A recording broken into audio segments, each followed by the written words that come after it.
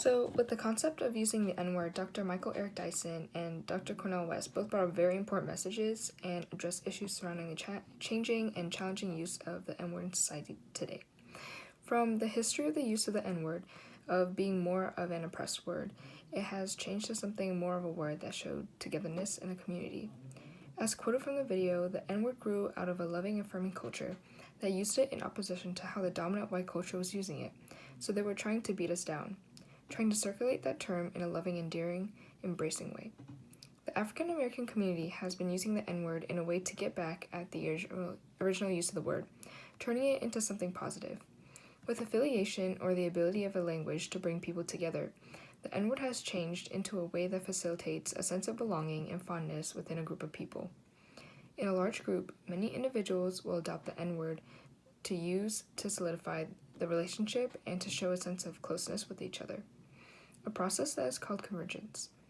In the African American community, this solidarity is found in the limit that is placed in the use of the N word, where it is in its own community that uses it.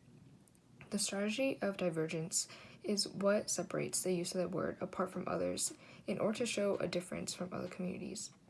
In the podcast, the two of them bring up the use of the N word in hip hop, bringing up an interesting point about how the N word has linguistic malleability.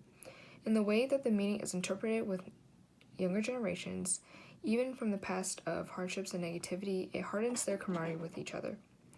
A generation where the word stands for high African American self regard, and from the video, a refusal to allow white folk ultimately to determine what we think. And so, an example of how language has affected me is through the power of my name. I have two names, my English name and then my Cantonese name. Both have an important meaning to my sense of self and personal identity, but my Chinese name has a deeper meaning to it. The connection that I have between my name and my identity is extensive. It's a close connection that I have with my ancestors and my heritage. The deeper meaning is very empowering, roughly translating to silken fabric. The significance of it to be something that is very valuable and dainty, yet resilient. With choosing my English name, my parents wanted it to be something that had a nice ring to it, but did not stand out too much, as I didn't want my name to be the reason that I wouldn't get a job. Between my name and the N-word, there's definitely more of a consequence and avoidance in using the N-word among other communities.